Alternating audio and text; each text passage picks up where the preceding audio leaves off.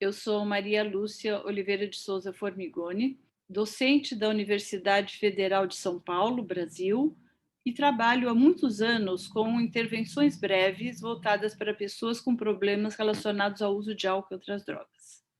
Hoje nós vamos conversar um pouco sobre como nós podemos avaliar e conversar com pessoas que têm problemas relacionados ao uso de álcool. Você já se perguntou se o seu consumo de álcool ou de alguém com quem você convive está em um nível que pode ser considerado um nível de risco para a sua saúde física, mental ou gerar problemas de relacionamento?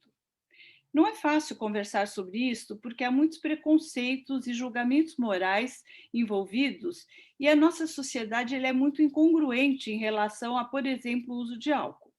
Por um lado, existem muitas propagandas estimulando o uso de álcool. Em qualquer festa que se vá, as pessoas oferecem bebidas ou em outros locais, mas a sociedade julga de uma maneira bastante severa pessoas que têm problemas relacionados ao uso de álcool. E é importante que a gente consiga separar o que é uma pessoa que tem uma doença do cérebro que leva a essa dependência e não julgá-la moralmente por essa questão. Com o passar do tempo, à medida que se aumenta o consumo de álcool, o organismo ele vai se modificando, se adaptando, e por isso, muitas vezes, a pessoa perde o controle sobre o seu próprio consumo. O álcool ele vai afetar o cérebro numa área que é a nossa área do nosso centro de decisões. E ele afeta de tal modo que a pessoa perde a capacidade de decidir se ela vai ou não vai usar uma determinada quantidade ou quando ela vai parar. E é importante que a gente entenda que essa questão do efeito do álcool e de outras drogas no nosso cérebro, ela é uma doença de natureza mental e física que vai afetar todo o nosso organismo, mas vai afetar também o nosso relacionamento com outras pessoas. É muito importante quando a gente vai pensar sobre o nosso próprio consumo ou consumo de pessoas com quem a gente convive, por que razão as pessoas fazem esse uso excessivo de álcool. E aí nós precisamos pensar, será que elas fazem isso simplesmente para ficar mais alegres, comemorar, ou elas estão usando esse álcool quase como uma automedicação para lidar com algum outro tipo de problemas que elas tenham, por exemplo, com uma depressão, com uma ansiedade? Muitas vezes, pessoas que se tornam dependentes de álcool, quando nós vamos estudar a história dessa pessoa, a gente percebe que elas tinham uma doença pregressa, uma doença anterior, que era, por exemplo, no caso, uma depressão ou uma ansiedade muito grande, ou tinham algumas limitações comportamentais, por exemplo, eram muito tímidas, não conseguiam se aproximar de um grupo de pessoas ou não conseguiam se aproximar de uma pessoa em que elas estivessem interessadas afetivamente, e quando elas bebiam álcool ou usavam alguma outra droga, elas percebiam que elas ficavam mais soltas, mais à vontade. E isso vai reforçando esse comportamento, vai fazendo com que essa pessoa vá repetindo isso. Ela viu que deu certo uma vez, ela vai continuar fazendo isso outras vezes. Nem todas as pessoas que consomem álcool ou outras drogas se tornam dependentes, mas cerca de um terço, ou 30% pelo menos, das pessoas que usam essas drogas começam a fazer um uso abusivo e isso caminha para a dependência. E é muito importante que a gente perceba isso numa fase inicial. Quanto mais cedo nós percebermos que nós ou outras pessoas têm um problema relacionado ao uso de substâncias, e fizermos alguma coisa para evitar que esse consumo se torne um problema crônico, mais fácil vai ser lidar com essa situação. Mas por conta de todo esse preconceito que a sociedade tem, nós acabamos muitas vezes fazendo com que esse problema só venha a ser abordado quando a pessoa já está num estado muito grave, quando ela já se tornou dependente da droga, e aí é muito mais difícil fazer alguma coisa. Então, se você está refletindo sobre o seu consumo, se ele é um consumo associado a um risco para a sua saúde, seja a sua saúde física, a sua saúde mental, ou está causando algum tipo de problemas de relacionamento, seria importante você refletir sobre isso e, se necessário, procurar ajuda. Mas você também pode estar com um caso de um amigo, um cônjuge ou alguma pessoa que você conheça que está com esse problema e que você está com dificuldade para abordar essa pessoa e como você vai conversar com ela. Então, algumas dicas importantes. Primeiro, jamais converse com a pessoa quando ela estiver sob o efeito da droga. Nesse momento, ela não tem controle sobre o que ela está fazendo e pensando, e você não vai conseguir ter uma conversa razoável com ela. Espere um momento onde ela estiver tranquila, não estiver sob o uso da droga, para abordar o problema. E aí, coloque que você está ali numa postura não julgadora, você está ali para tentar ajudá-la, se ela quiser e se ela puder conversar naquele momento.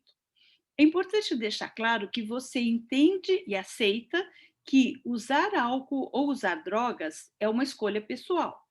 Ela é uma pessoa adulta em geral, ou se for um adolescente que está numa fase onde toma suas próprias decisões, mas que eventualmente essa decisão pode estar fazendo mal para ela mesma, e que, se ela quiser conversar, você está ali disposto para ajudar. Em seguida, é importante você fazê-la refletir sobre o que a droga traz de bom e o que ela traz de ruim para ela. Por exemplo, vamos pegar o caso do álcool. Ah, a pessoa pode te dizer que ela usa álcool porque ela fica mais alegre, ela fica mais relaxada, ela está muito estressada, por exemplo, no final do dia, e ela gosta de tomar uma bebida para relaxar. Aí você pode conversar com ela sobre se não haveriam outras coisas que ela poderia fazer que também ajudassem a relaxar ou ajudassem ela a ficar mais alegre. Nesse ponto, é muito importante a gente pensar em algo que a pessoa goste. Não adianta você tentar substituir uma coisa que é prazerosa para a pessoa por algo que seja desagradável. Por exemplo, uma pessoa que detesta fazer atividade física. Não adianta você propor que ela comece a fazer um esporte ao invés de beber. Mas, para alguém que gosta de fazer esportes, essa pode ser uma boa maneira de relaxar, de interagir com outras pessoas. Por outro lado, para uma pessoa que não goste de esportes, ela pode gostar de fazer um trabalho manual, assistir um filme, sair com amigos que não bebem e tentar encontrar novas maneiras de prazer. Muitas vezes as pessoas até se esquecem de coisas que elas faziam antigamente e que deixaram de fazer a partir do momento onde começaram a associar o seu lazer só com o uso de bebidas alcoólicas ou a ter um círculo de amigos que sempre usa como lazer somente reuniões nas quais o álcool está presente. Nesse sentido, é importante você sugerir, por exemplo, que ela tente retomar conversas que ela tinha com outras pessoas que não fazem um uso tão pesado de álcool. Uma outra dica importante pode ser também ver quanto que ela está gastando com o consumo de álcool.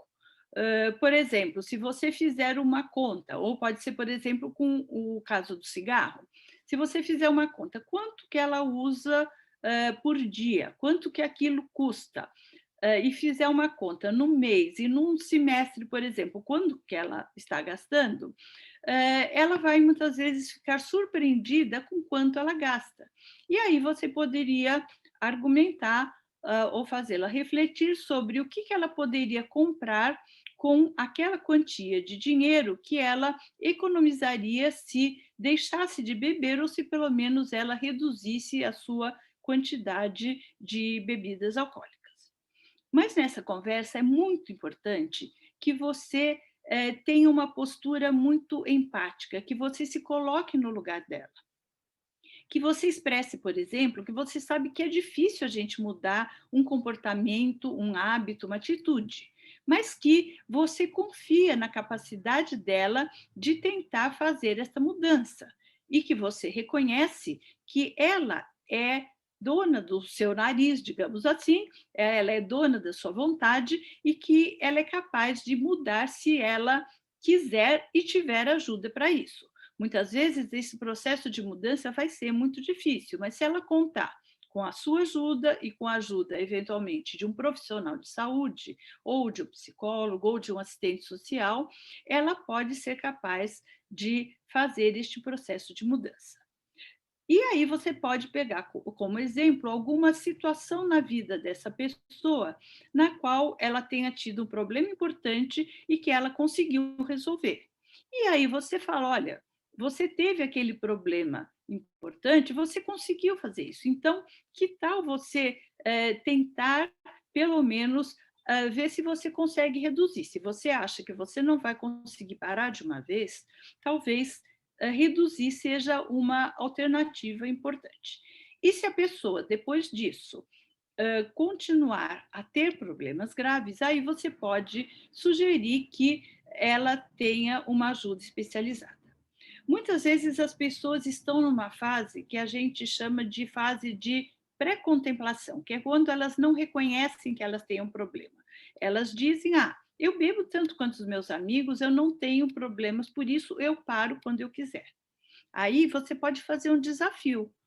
Fala: olha, para você mesma, avalie se você de fato consegue parar. Não é por minha causa, é por sua causa. Tente parar, por exemplo, uma semana de bebê. Já que você diz que você consegue, vamos ver se você consegue mesmo e faça esse desafio. Se ela topar, se ela aceitar fazer esse desafio, pode ser que ela perceba que ela está sentindo mais falta da droga do que ela imaginava, que não é tão fácil parar assim. E isso pode ser um primeiro passo para ela começar a mudar para o que a gente chama de uma fase de contemplação, onde ela olha, ela começa a avaliar os prós e contras, para em seguida conseguir passar para uma fase de ação, consegue passar para um momento onde ela vai começar a fazer algo para tentar reduzir o consumo de álcool. Essas são algumas dicas para que você avalie como está o seu consumo de álcool e outras drogas e também você possa ajudar alguém ao seu redor.